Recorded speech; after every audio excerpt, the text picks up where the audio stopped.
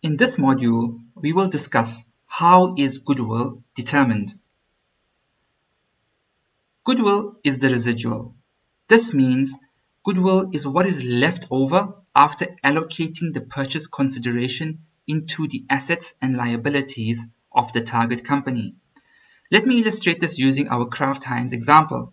Heinz purchases 100% of Kraft for $100 million on 30 June 20x1.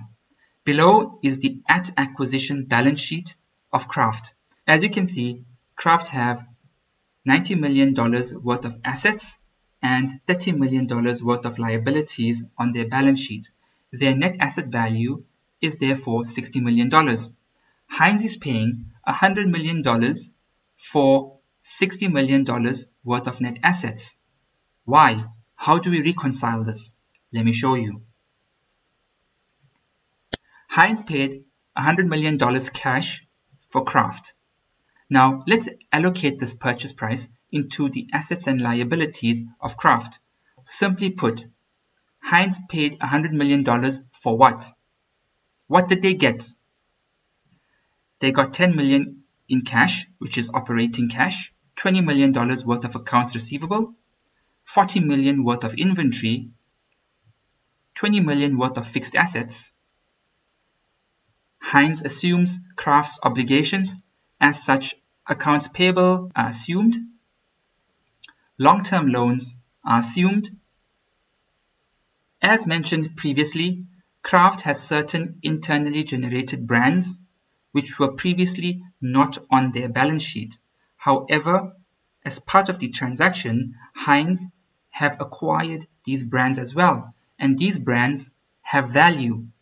And as a result of the M&A transaction, Heinz can recognize these brands on balance sheet.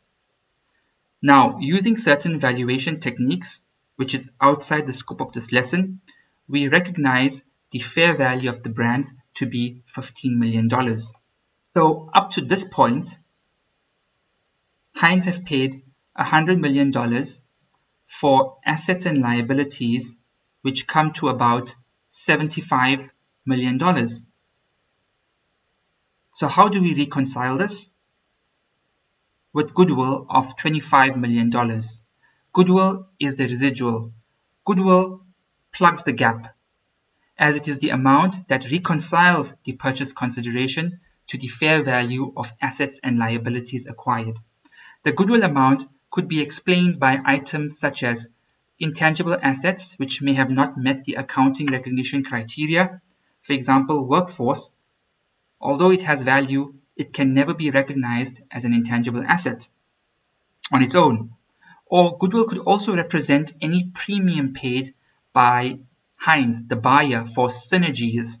Synergies is when you combine something, it produces value greater than the sum of its parts.